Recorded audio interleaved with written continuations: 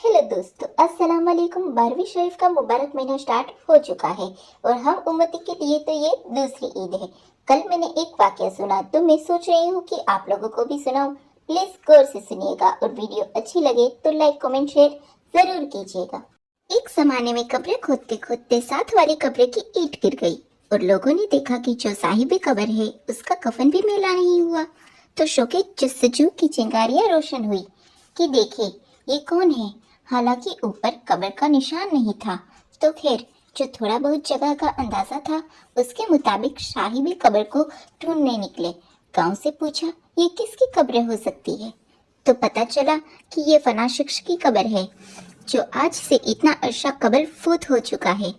उसकी बूढ़ी बेवा अभी मौजूद है, तो वो उस तक पहुंचे और जाके कहा कि हमने कब्र खोदते खोदते साथ वाली कब्र की ईंट के गिरने से कफन भी मैला नहीं हुआ। साहिबे कब्र का देखा तो पता चला वो आपका शौहर है। तो हम इस तजस्सुस में आए हैं कि देखें कि वो कौन सा अमल करता था। तो तुम हमें बता सकती हो वो क्या अमल करता था? तो उस खातून ने जहन पर जोर दे के कहा कि मेरा सादा सा शौहर था, कोई ना आलिम था, कुरान भी नहीं पढ़ा हुआ था। लेकिन कोई मुझे तो अमल ऐसा याद नहीं आ रहा है। हाँ, एक अमल मुझे उसका याद आ गया।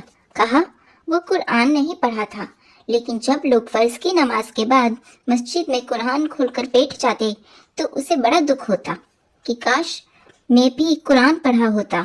तो वो बोझल कदमों से घर आता और ऊपर ताक पर रखा हुआ कुरान मजीद का नुस्खा उठाता, उसको खोलता, चूमता, उसकी आंखों में आंसू होते और एक एक सदर पे उंगली रख के कहता, मालिक मुझे नहीं पता है ये क्या लिखा है, जो लिखा है हक लिखा है। फिर दूसरी सतर पे उंगली रख कर कहता, मालिक ये भी सच लिखा है, ये भी सच लिखा है। और ऐसे ही उंगलियां फेरता चला जाता और यही कहता, मालिक ये भी सच है, ये भी हक है, ये भी तेरा कलाम है, ये भी सच है, ये भी सच है।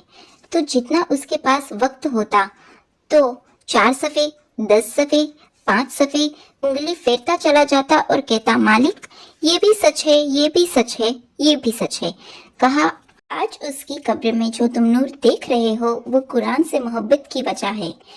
तो सोचे जिन्होंने कुरान को सीने में रख लिया है अल्लाह उनको क्या अता करेगा और उनकी क्या अजमतें होंगी। और ऐसे ही प्यारा और दीनी वाक़या सुनने के लिए हमारे चैनल को सब्सक्राइब करें।